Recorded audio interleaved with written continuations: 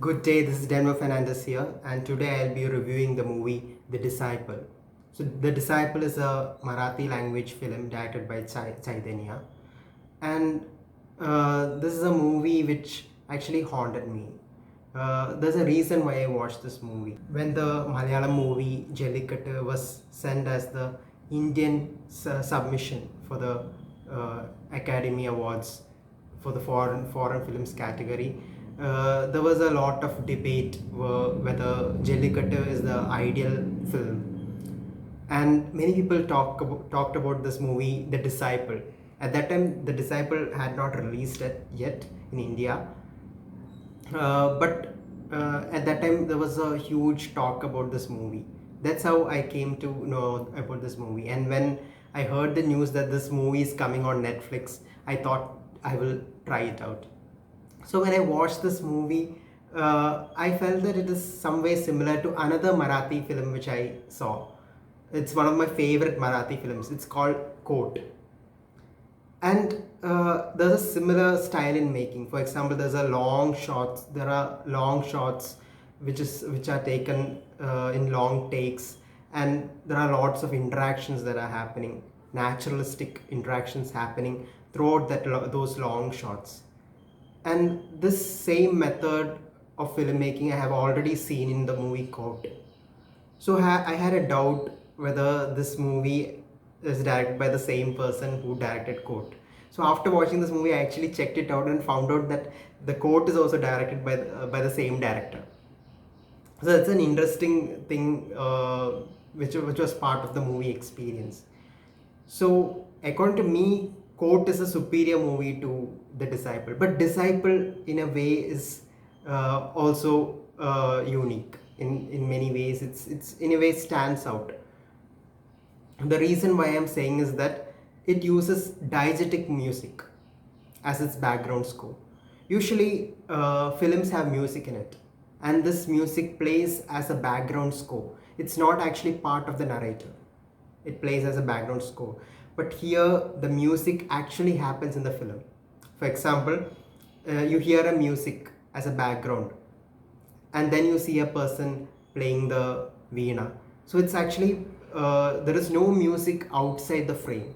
There is no music added extra to please the audience or create emotion in that situation. All the music in this movie are part of the cinema, especially the music box which Carnatic musicians use or classical musicians use.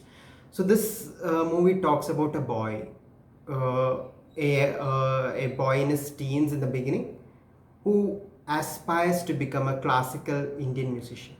So he goes through a lots of troubles. He's not perfect. He's mediocre, but in a way, this movie celebrates mediocrity, and we are, and he's a true disciple to his master, who's growing really old, and he is actually really dedicated to the craft of music.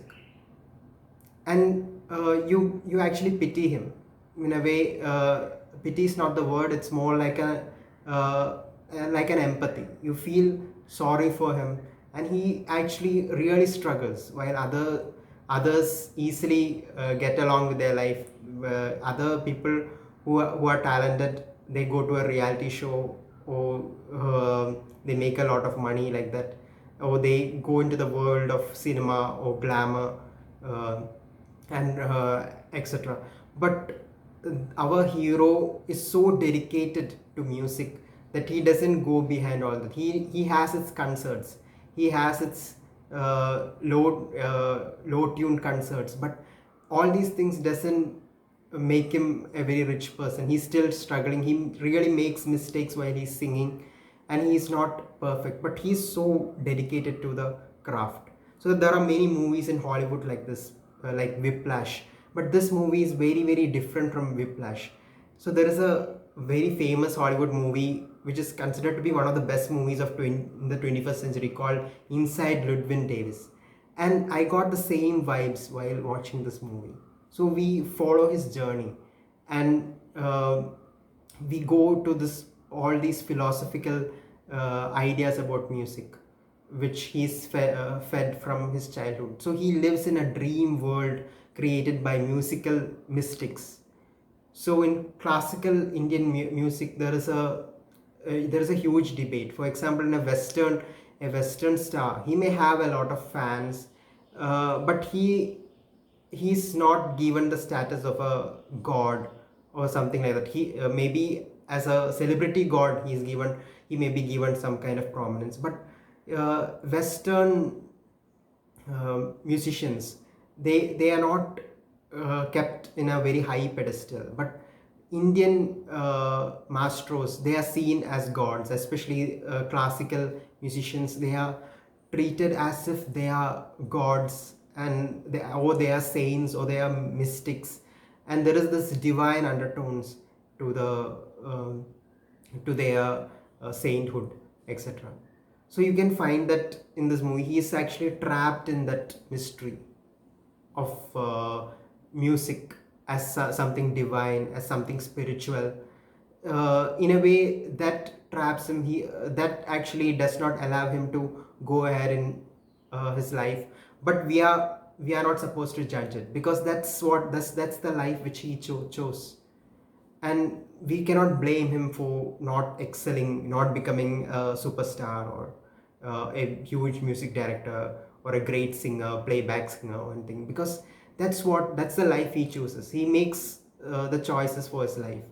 And this movie is actually in a way meditative. You can listen to it as a meditative session, and it goes on, uh, and that's what makes this movie very poetical.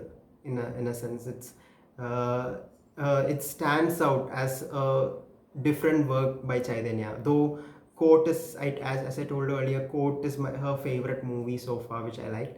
But this in a way stands out, and I think everyone should watch it to get it frees your mind in many ways. It takes you to another level of consciousness. And the ending is also in a way sublime. You have doubts what's happening. You will have your doubts. You will question whether did he really perform well, or did he fail. You will have those doubts in your mind. And the last scene of this movie is actually very striking. So our hero somehow succeeds in some way.